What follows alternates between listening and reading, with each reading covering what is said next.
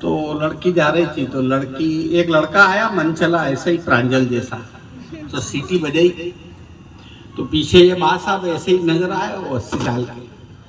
तो लड़की बोले कि ये सीटी आपने दी, ये मिस कॉल आपने दी है क्या दादाजी? तो दादाजी मुस्कुरा कर बोले मैं क्या सीटी दूंगा इस उम्र में, मेरी तो वैलिडिटी खत्म हो गई।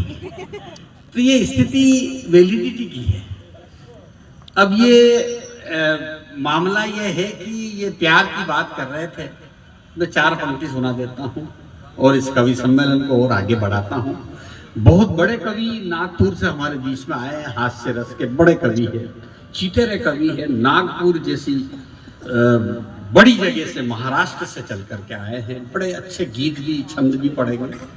आइए मैं उनकी भूमिका बनाता हूँ, एक कवि को आपके बीच में खड़ा करना चाहता हूँ। आपने मुझे देखते ही आपकी सब मुस्कुराहट हुई है, हास्य के कवि है तो मैं मुस्कुराहट की ही बात करूंगा।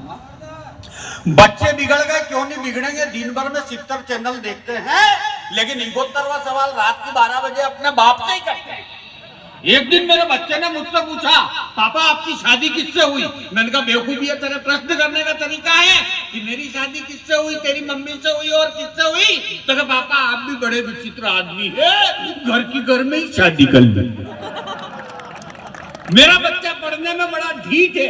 मैंने कहा बेवकूफ, तेरी उम्र में लाल बहादुर शास्त्री थे, चाहे नदी आ रही हो, बाढ़ आ रही हो, पुल आ रही हो, लेकिन फिर भी उसमें छलांग लगाकर स्कूल में पहुंचते तो देश के प्रधानमंत्री हुए। उसने कहा पापा चुप रहो, आपकी उम्र में भगत सिंह फांसी पे लटक गया था, आप अभी तक यहाँ क्या कर रहे हो? मजा आ रहा हो तो ताली वाली बजा लो यार एक बार।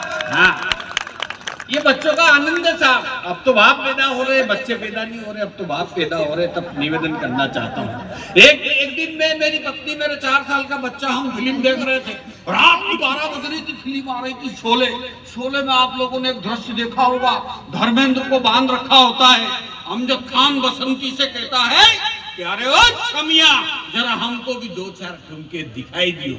यह दृश्य मेरी पत्नी को अच्छा नहीं लगा, वो उठ के बाथरूम में चली गई।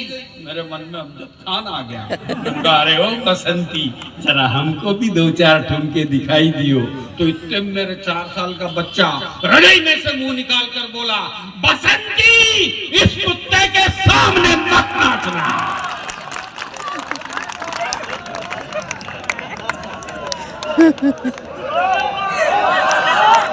ताली बजा। और अब भी ताली नहीं बजी तो कुछ भी नहीं होगा।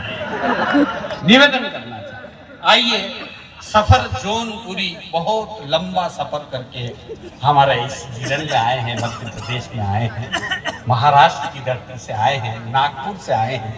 आइए मैं बहुत बहुत धन्यवाद प्रेस क्लब को देना चाहता हूं कि नागपुर से भी हमने एक बड़ा कवि बुलाया है। साधना जी को भी धन्यवाद देता हूं, हमारे राजेश जी, लक्षकार जी को और प्रदीप जी, पवार जी को और लाला जी को, सभी को बधाई देता हूं। एक बड़े कवि को बड़ी जिम्मेदारी के साथ सौंपना चाहता हूं और 2 पंक्तियां उनके सम्मान में की।